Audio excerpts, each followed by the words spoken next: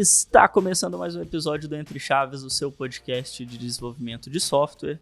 E hoje vamos trazer mais um tema de dados aqui para vocês. Vamos falar de análise services. Vamos trazer dois cases aqui bem interessantes com os nossos convidados, mas antes estou aqui com a Fernandinha. E aí, Fernandinha? Champs, e aí, galera? Pois é, bora para mais um Entre Cases, que a gente ama, né? Descobrindo aí a aplicação dos nossos conceitos na prática. Exatamente. Então, para falar desse tema com a gente, trouxemos aqui nosso caríssimo Marcelino. E aí, tudo certo? E aí, pessoal, tudo bem? Bom, meu nome é Lucas Marcelino, já participei aqui mais uma vez dos episódios aqui e atuo como engenheiro e arquiteto de dados aqui na DTI há aproximadamente 4 anos. E nesses 4 anos eu lidei com alguns projetos de dados aqui dentro. Vou compartilhar com vocês algumas das experiências que eu tive aqui. Show! Estamos aqui também com a Mayra. Olá, pessoal. Tudo bem? Bom, é a minha primeira vez aqui. Eu me chamo Mayra, tenho 23 anos, atuo com análise de dados há aproximadamente 2 anos. E hoje a gente vai falar um pouquinho sobre camada semântica para nossa área. Perfeito. Então, para começo de conversa, é legal a gente explicar um pouco desse conceito aí, do que é o Analysis Services e qual a sua utilidade. Quem que pode trazer um pouquinho dessa explicação para a gente?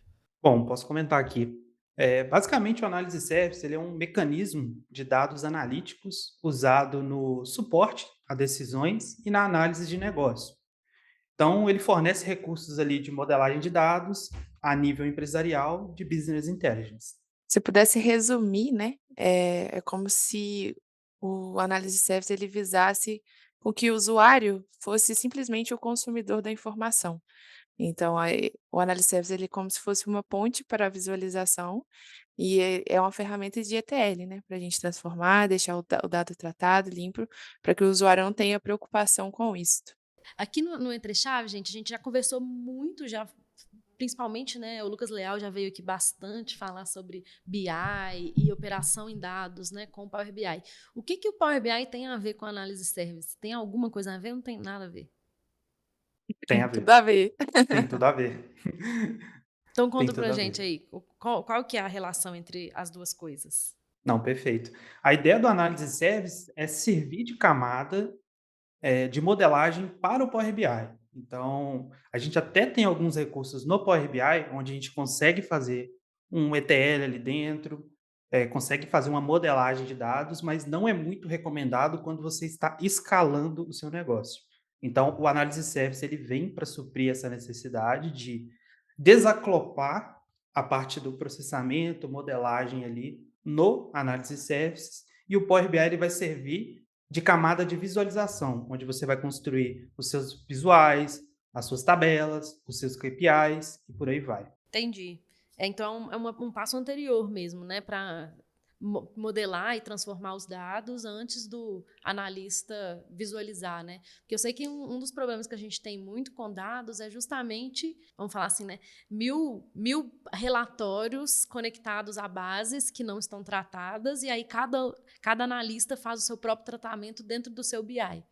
Isso é um problema comum que a gente tem em dados. Então, estou entendendo que a análise service ele chega para resolver um pedaço desse problema.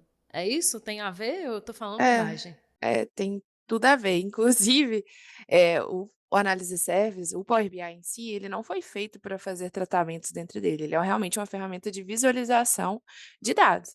Então, a partir do momento que a gente começa a fazer tratamento dentro deles, a gente tem 2 problemas. Um de performance, vou resumir 2, um de performance e um de governança, porque a partir do momento que cada pessoa trata o seu dado da maneira que ele acredita ser correta ou sem a regra de negócio ser unificada numa empresa, a gente passa a ter talvez informações diferentes em mesmos setores, ou informações diferentes que a gente deveria ter uma mesma informação. Então, a análise service ele vem suprir isso também. Então, a gente deixa o Power BI fazer o serviço que ele nasceu para fazer, que é de visualização, apresentação dos dados, e a gente usa a análise service para a gente tratar uma maior volumetria de dados e permitir maior controle, segurança e camada lógica nele. É legal demais. Então, perfeito. Bom, a gente comentou o que é o Analysis Service, de fato, para que ele serve. E aí tem algumas divergências que a gente encontra, algumas formas diferentes de tratar. o análise service ali dentro nas camadas semânticas. A gente tem um modelo multidimensional que foi o primeiro criado. Calma, Ele só um abordava segundo, antes de você falar sobre isso. O que que é camada semântica? camada semântica nada mais é do que a modelagem que a gente faz no análise service. Beleza, Então, ela é a camada que está ali antes da visualização, né? O Power BI se conecta nela e consome os dados dela. A gente chama de camada semântica. legal. Então pode continuar a sua explicação. Não, perfeito. A gente tem 3 abordagens ali que a gente pode utilizar. A primeira delas é o modelo multidimensional. Esse foi o primeiro deles, que foi criado lá aproximadamente nos anos 2000, e ele vinha junto com as features do SQL Server. Então, você instalava no seu ambiente on-premise, você tinha essa opção lá dentro, e ele era voltado para o contexto de cubo, onde você tinha os cubos, as dimensões e as medidas. Realmente pensa num cubo onde você vai girando ele e você pode analisar o dado de diversas perspectivas diferentes. Então, esse foi o primeiro que foi criado lá atrás, e aí teve algumas evoluções, né? A gente teve o tabular no Azure Analysis Services, que surgiu em 2016, onde a gente tem a criação dos modelos em si, mas voltado para o contexto tabular, onde a gente tem tabelas e colunas, por aí vai, com medidas também. E, por fim, a última atualização que a gente tem aí são o tabular no modelo do Power BI Premium ou Power BI Dataset, que nada mais é do que a construção do modelo também, com tabelas, colunas e medidas, mas voltado para o contexto SaaS da Microsoft. O Azure Analysis Services, ele seria um modelo fornecido como um PaaS, né? Plataforma as a Services, e o Power BI Premium, ele é fornecido como um SaaS, um Software as a Services, onde você tem menos responsabilidade como SaaS e a Microsoft tem mais responsabilidade. No modelo PaaS, a gente meio que está ali empatado, né? Tem metade da responsabilidade com a gente e metade com a nuvem fornecedora do serviço. Quando você diz responsabilidade, o que você quer dizer com isso? Responsabilidade de manter o recurso. Por exemplo, quando a gente está lidando com um serviço PaaS, a gente se preocupa em ir na nuvem, provisionar o serviço, a gente clica, seleciona, configura ele da maneira que a gente precisa, e a Microsoft, ou a nuvem por trás, ela trata de todo o serviço de provisionamento, de subir o servidor, de manter ele funcionando, de segurança e por aí vai. Então, é uma responsabilidade compartilhada. No modelo SaaS é um pouco diferente, a Microsoft meio que toma conta de tudo. Imagina, um exemplo muito bom disso é o Outlook que a gente utiliza. Ele é um modelo SaaS. Então, o trabalho que a gente tem é de utilizar o serviço para o que ele foi feito. Sim, perfeito. Então, assim, a gente já trouxe aí um breve conceito aí da análise service, né, das vantagens, e como que isso foi aplicado nos cases aí de vocês, né? Como que vocês tiraram proveito disso? O que vocês trazem aí pra gente? Eu vou dar continuidade aqui, porque linkando com o que o Marcelino falou, essa questão da gente conseguir evoluir o modelo, né, e os benefícios que a gente tem, no nosso case, por exemplo, no projeto Manas, ele veio com o objetivo realmente de otimizar a camada semântica, que é a camada onde a gente constrói os relacionamentos, trata os dados, aplica a camada lógica, em cima do modelo, para uma área de manutenção de uma empresa de mineração. Antes de fechar a parceria com a DTI, e a gente tinha enormes problemas de performance, e foi através da aplicação dos conceitos, né, da modelagem na prática. No caso, a gente utilizou a modelagem de Star Schema, onde a gente tem uma tabela fato principal e com as suas dimensões em voltas, né, que é onde a gente trataria os assuntos para a gente evitar a redundância. A gente conseguiu reduzir um grande volume de dados que eram redundantes nesse modelo. Então, a partir disso, a gente conseguiu uma redução de armazenamento, custos e, consequentemente, a gente ganhou performance, né. Então, vocês já herdaram um modelo, né? E aí vocês otimizaram ele através desses conceitos, é isso? Isso mesmo, nós herdamos esse modelo e, consequentemente, esses problemas que já haviam vindo. Aí, a partir disso, a gente fez uma priorização junto com a área. Se eu pudesse dizer, eu diria que esse projeto ele foi data-driven do início ao fim e a gente foi aprendendo no caminho também. Então, a gente fazia um MVP, testava de novo, analisava os dados que a gente tinha, a performance que a gente tinha conseguido, via se fazia sentido ou não. Então, eu gosto de classificar esse modelo de como data-driven do início ao fim, porque até mesmo o planejamento de como iria ser executado, a gente pegou os dados, pegou uma priorização dos relatórios que a gente pretendia atender com esta camada semântica, vimos como que a gente poderia inicialmente fazer a construção desse modelo. Inicialmente, a gente visava construir um modelo para cada relatório, só que a partir do momento que a gente viu que essa não era a melhor estratégia, nós demos um passo atrás, voltamos, analisamos cada tabela que os relatórios consumia e fazendo uma análise entre os relatórios, vimos como a maior grau de relacionamento entre eles e como que a gente poderia agrupar de maneira eficaz. Eh, Chegou a um ponto que a gente conseguiu ver que alguns relatórios estavam dentro de outros. O que eu quero dizer com isso? É como se eu construísse um modelo e conseguisse atender 3 relatórios de uma vez. Então, a gente conseguiu fazer isso na etapa de planejamento, nós demos um passo atrás, fizemos isso e chegamos num ponto ótimo, onde a gente chegou em 3 modelos principais que conseguiriam atender esses 10 relatórios. E a partir disso a gente conseguiu um enorme ganho de performance também. Não, legal demais.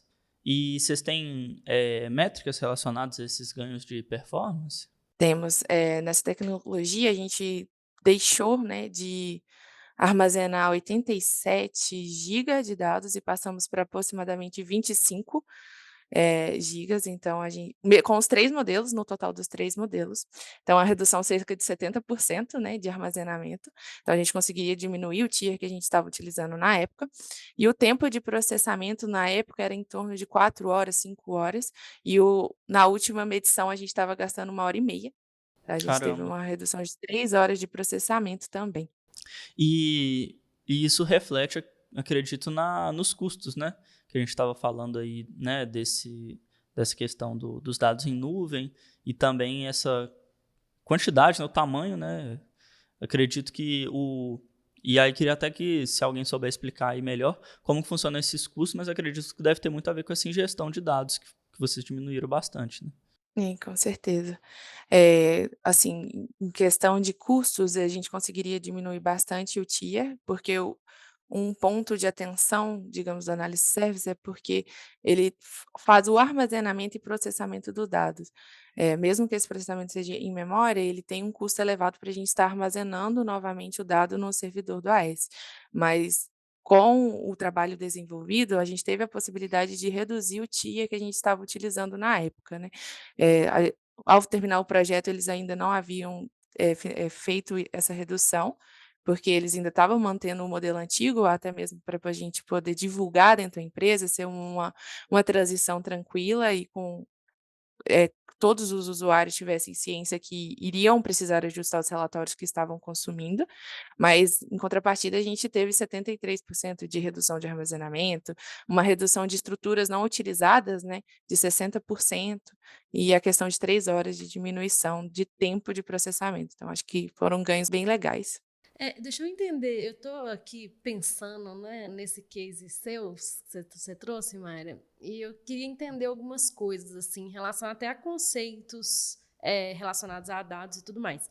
Porque você contou aqui, pelo que eu entendi, que vocês basicamente tinham um modelo, né, tinham relatórios que consumiam esse modelo e vocês refizeram esse modelo de uma forma que ele ficou mais enxuto, mais bem estruturado, a ponto de vocês conseguirem reduzir armazenamento, custo e tudo mais, e conseguiram, de fato, encontrar um modelo que conseguisse alimentar os relatórios que tinham nesse ecossistema de uma forma melhor do que tinha antes. Né? Foi mais ou Isso. menos isso que vocês fizeram, pelo que eu entendi. E aí eu queria entender por que usar o análise service e não usar, por exemplo, alguma outra ferramenta, por exemplo, posso estar falando uma bobagem gigante, tá? Se eu estiver falando, vocês falam assim, bobagem. Por exemplo, não usar um DW, um Data Warehouse que iria fazer essa mesma coisa em outro lugar. Por que usar o análise service? Tem alguma relação isso que eu falei ou é uma bobagem mesmo? Não, tem tem bastante relação. A gente usa o Analysis Services justamente para a gente fazer a camada lógica e semântica para a área de manutenção. Então, no DW que a gente consumir, além da gente não precisar ir todos os usuários ir direto ao banco, a gente traz para análise service, trabalhamos no dado, criamos relacionamentos, configuramos medidas, métricas, fazemos com que a informação seja a mesma para todas as áreas e, a partir disso, disponibilizamos para o usuário. Então, a gente tenta fazer o self-service BI, porque a partir do momento que a gente deixa a pessoa ir direto ao banco, a gente não tem os relacionamentos criados já nativamente, as medidas, então a gente consegue isso. Um outro ponto, porque é a ferramenta nativa da empresa. Então, a gente conseguia era mais rápido a aplicação. A gente teve a proposta de evolução de arquitetura para isso, porque a gente já tinha forma de fazer isso, utilizando o Power BI Premium, igual o Marcelino falou, que era a nossa ideia, junto com o Databricks, só que, infelizmente, a gente não conseguiu, mas tem como evoluir, só que na época a gente conseguia por meio disso. Eu posso complementar aqui também, porque o uso do por que não utilizar diretamente um data warehouse, por exemplo, né? Aqui a gente tem as questões de governança, de security novamente, e essa é uma camada onde o análise service atua muito bem. Tirando o fato também dele ser um ótimo compressor do nosso banco de dados. Então, ele está lendo do DW, está trazendo esse dado para ele, está comprimindo aquilo e está guardando em memória. E como é que os relatórios se beneficiam disso, né? O relatório do Power BI, por exemplo, ao invés dele conectar direto no banco, e ele tinha duas opções de conexão, né? Ou import mode ou direct query, onde o Direct Query ele faria queries diretamente no banco, então ele oneraria o banco dependendo da quantidade de acessos de pessoas utilizando. E o Import Mode ele é realmente importar tudo que está ali dentro do banco para o Power BI. Então, com a análise service, a gente consegue capturar os dados uma vez somente, capturei, comprimi, guardei em memória, estou com esse dado em memória, o relatório do Power BI, ao invés dele importar esse dado novamente, ele vai ler via Live Connection esses dados. Então, ele vai fazer consultas em cima do Analysis Service, ao invés dele ir no banco de dados, por exemplo. Então, dessa maneira, a gente garante que o dado vai estar disponível de uma maneira mais rápida, como ele vai estar armazenado em memória, né, o tempo de resposta é muito rápido também, entre outros benefícios que a gente tem. Então, por isso que é recomendado e a gente utiliza muito em projetos de Business Intelligence essa parte do Análise Service. Interessante. Eu tô pensando. Eu tô na dúvida. É porque eu ainda tô pensando. Porque, assim, para mim, o DW, a função dele era justamente ser uma fonte única de verdade, né? Assim, em um modelo relacional, claro, né? E com as suas limitações, que ele não é, né? Enfim, com as limitações que um DW tem por ser um modelo tabular, né? Mas para mim ele já era o lugar onde relatórios deveriam se conectar justamente para não onerar bancos de aplicação.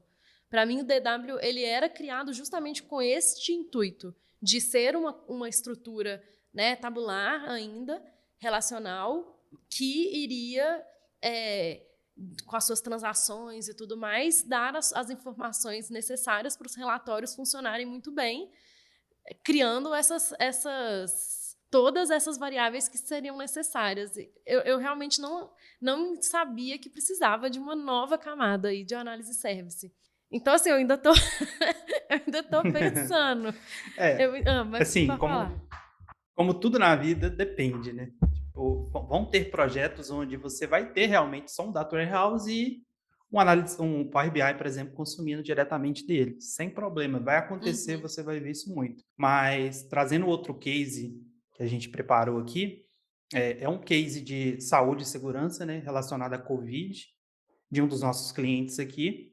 E os requisitos dessa camada semântica eram exatamente dar flexibilidade para pessoas que não conhecem tecnicamente de ferramentas tirarem seus próprios insights.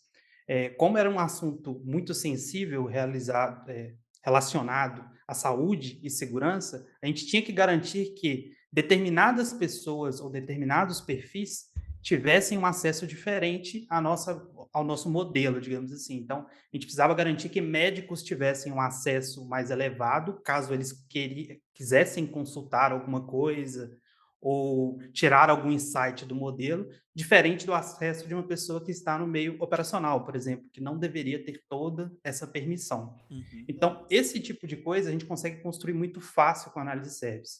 A gente tem a questão do RLS, que eu comentei anteriormente, que é o Role Level Security, onde a gente consegue atribuir um nível de segurança de linha. Então, eu consigo falar com ele que, olha, determinado usuário vai ter acesso somente a esse escopo de tabelas, de colunas, a nível de linha.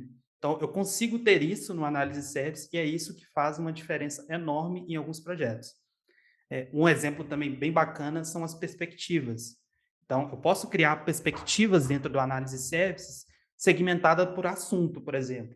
Então, nesse case de saúde e segurança, eu poderia criar uma perspectiva somente relacionada à saúde dentro do mesmo modelo e uma perspectiva relacionada à segurança dentro do mesmo modelo, onde eu poderia construir relatórios baseados somente naquela perspectiva. E o que isso garante para a gente, né? Garante que quando você está construindo o seu relatório, você não carregue dados que não vão ser utilizados naquele relatório. Então, se eu estou tratando um relatório somente de saúde, eu vou carregar a perspectiva de saúde porque ela vai trazer somente o escopo de tabelas que eu vou precisar. Então, isso já pensando no usuário final, né? E esse projeto ele tinha o conceito assim, principal de ser o self-service BI da empresa. O que eu quero dizer com isso? As áreas que consumiam os relatórios, elas detinham conhecimento funcional, operacional e por aí vai. O conhecimento técnico era nosso, então a gente construía a ferramenta, relacionava as tabelas, criava fato, dimensões, diferente do primeiro case que a Mayra trouxe. Aqui a gente usou a modelagem Snowflake, onde a gente tem uma tabela ou várias tabelas fatos e várias dimensões conversando entre elas. E dimensões conversando com dimensões. Então, a gente utilizou essa abordagem de modelagem porque é que fazia mais sentido para o nosso contexto de negócio. E aqui não tem certo nem errado entre Star Schema e Snowflake. O Star Schema realmente ele fica mais bonito, ele fica mais organizado, mas tem contextos que vão pedir uma modelagem Snowflake. E isso não tem problema. E no caso de vocês modelaram do zero, né? Sim, aqui a gente construiu do zero. E aí uma estratégia que a gente utilizou para otimizar a nossa camada semântica, né, o nosso modelo de dados, foi construir diretamente no banco queries que faziam já uma tratativa do dado, já traziam um dado meio que pronto para análise service. A gente fazia um ajuste ou outro ali dentro, aplicava regras quando necessário, criava colunas calculadas, medidas. A gente fazia isso de modo a fornecer para o usuário uma visualização melhor, uma modelagem melhor do dado. Fernandinha, se tivesse imagem no Fernandinha. podcast, né? Fernandinha tava com emoji pensativo agora.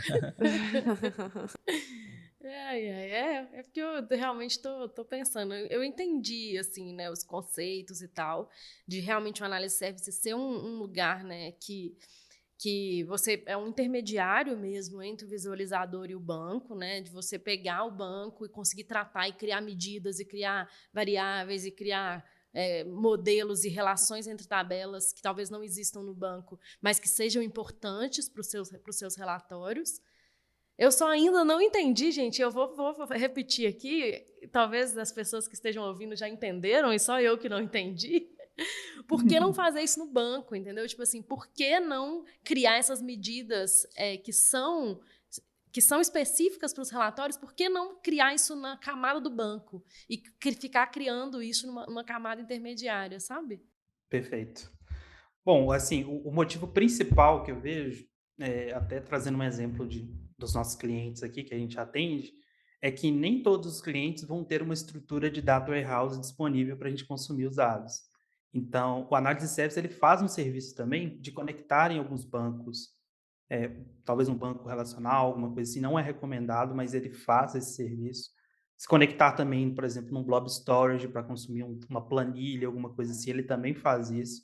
Então, por ele ter vários conectores, ele pode ir diretamente no DW e carregar uma modelagem já pré-definida, o dado já meio tratado ali dentro, e aí você vai ter muito menos trabalhos dentro da camada de modelagem para tratar. Você vai precisar criar relacionamentos, você vai precisar criar medidas. E aí, gente, quando eu digo medidas, por exemplo, se a gente está trabalhando com vendas, eu posso criar uma medida que sumarize as vendas realizadas. E aí, dentro do meu Power BI, quando a pessoa estiver tratando a visualização ali, ela consegue visualizar a sumarização dessas vendas através do produto, da categoria, do tempo e por aí vai. Então, ele serve para vários cenários. Esse cenário do Data Warehouse, ele é um cenário assim perfeito, mas que a gente não vê muito nas organizações. Acho que agora eu consegui compreender melhor, assim, a motivação, né? Mas, assim, de qualquer forma, eu entendi que é uma camada bem interessante para quando você não tem, né, igual você falou, esse tipo de dado tratado, que aí você consegue fazer certos tratamentos numa camada anterior à sua camada de visualização, e como a Mayra bem disse, né, há algum tempo, que se aí você deixa o BI fazer o que ele realmente foi feito para fazer, que é visualizar, né, porque você já tem uma outra camada ali que tratou seus dados, criou as medidas, criou relacionamentos e coisas que você não tinha na sua base de dados e que foram importantes aí para você consumir no seu relatório só mostrando, né, esses dados. Então, estou entendendo que é um negócio interessante para ser utilizado, né, nesses cenários. E assim, o que eu entendi também de vantajoso parece que facilita, né, o acesso, né, a interpretação desses dados por quem não é técnico ali e precisa de consultar essa informação, né? Eu acho que esse é um dos pontos mais interessantes também, que é a possibilidade da aplicação de uma camada lógica, né. O Analysis Service, ele veio para permitir o Self-Service BI, mas o Self-Service BI de maneira que todas as pessoas que irão consumir deste modelo tenham a mesma definição ou a mesma regra de negócio. Então, eu quero que o meu usuário ele seja responsável por consumir, analisar e transformar os dados em informações. A partir disso, eu não quero que ele tenha o contato, por exemplo, com o nome de uma coluna que vem num banco, com um tag e coisas confusas. Eu, dentro do Analysis Service, eu aplico uma camada lógica, então eu coloco o nome das tabelas de maneira intuitiva, eu deixo já a regra de negócio bem aplicada, eu deixo os dados já tratados, eu faço, por exemplo, o Power BI, por default, ele sumariza colunas de datas e eu posso de idade, por exemplo, de números inteiros. Então eu consigo definir com que eu não quero que ele some essas colunas, e sim agrupe. Então eu permito com que o usuário realmente seja apenas o consumidor da informação. Ele não se preocupe em relacionamento, ele não se preocupe com o nome, ele não se preocupe em criar medidas ou aplicar alguma regra de negócio. Ele apenas construa suas informações e faça com que o dado vire informação. Perfeito. Posso complementar aqui também que nesse segundo case que eu trouxe, a gente teve, em média, no pico mais alto, 500 pessoas acessando a nossa camada semântica. Então, depois do trabalho feito, da modelagem feita, de ter definido muito bem a governança e a segurança, 500 pessoas se conectaram no nosso modelo para tirar algum tipo de insight. Então, imagina só 500 pessoas construindo os seus dashboards sem dependência da parte técnica, porque a modelagem já está muito bem estabelecida. Então, o nosso time de tecnologia, a gente queria atender essas 500 pessoas, mas imagina só a gente fazendo 500 dashboards, para cada uma delas com uma necessidade diferente de negócio. Então, esse tipo do self-service BI, ele é muito recomendado para esses casos. E eu entendi que não seria possível, então, sem essa camada semântica, né? Sem o Analysis Service, né? Ou então seria muito difícil, né, Fernandinho? Tô falando do Data Warehouse. Você acha que fazer um Self-Service BI aí usando só o Data Warehouse seria um desafio maior, né? Parece. Bem Com maior. certeza, seria bem maior. Principalmente para Bem aquelas questões que a gente comentou por exemplo, eu posso citar aqui que é a principal, né, o Row Level Security, novamente. Para a gente fazer aquilo ali no banco de dados, isso é muito mais complexo do que a maneira que a gente faz hoje dentro do Análise Service. Dentro do Análise Service, a gente consegue até, por exemplo, linkar um nível de acesso a um grupo do AD. Então, isso já facilita bastante coisa para a gente. E assim, eu acho legal que tem ferramentas que vêm também para ajudar o desenvolvedor também, né? Fica mais fácil para questão de dar manutenção no sistema, né? Fazer alterações de regra, de lógica, de negócio. Então, isso aí você tem um ganho de produtividade, digamos assim, né? De qualquer alteração, necessidade nova que você venha a ter. Você ter essa facilidade de mexer no sistema é um ganho muito grande, né? E eu acho que um ponto interessante, complementando isso que você disse, é que independente da ferramenta de visualização que a gente estaria utilizando, a gente vai consumir e ter a mesma informação. Então, acho que isso é muito importante para que a gente garantir, por exemplo, quando a gente tem uma medida, né, uma métrica que calcula o lucro líquido, independente da área que eu estiver trabalhando, se seja de pessoas, financeiro, produção, eles vão ter o mesmo número, eles vão apresentar a mesma regra, né? Então, acho que isso é importante. E, além disso, por mais que a pessoa não consiga alterar nenhuma métrica, excluir na ferramenta de visualização, ela tem a possibilidade de criar as suas próprias métricas também. Então, a gente permite o Self-Service BI a partir disso. Então, a gente garante a uniformidade da informação, a garantia da informação, só que, caso a pessoa ela tenha uma necessidade, ela tem a possibilidade de construir a sua própria informação diante dos dados que a gente está apresentando para ela. Então, eu acredito que a gente tem muitos ganhos a partir disso. Ah, legal Legal. demais. Agora eu fiquei com uma dúvida, Maria, no que você disse. O Analysis Service, você pode também consumi-lo através de outras ferramentas sem ser o BI, outras ferramentas de visualização? Sim, sim, eles conectam a outras ferramentas de visualização. Eu estava pesquisando, ele tem um conector com o Tableau, por Ah, exemplo. legal. Então, a gente pode usar ele em outras ferramentas de visualização também. Então é isso, pessoal. Hoje a gente falou bastante aí sobre aplicações, né, do Analysis Service aí em cases reais, ganhos, né, que a gente teve, que a gente tirou proveito do uso dessa tecnologia. E queria agradecer demais a participação aí do Lucas Marcelino, da Mayra e da Fernandinha. E até a próxima. Isso aí, galera. Até a próxima. Tchau. Valeu, pessoal. Até mais. Valeu!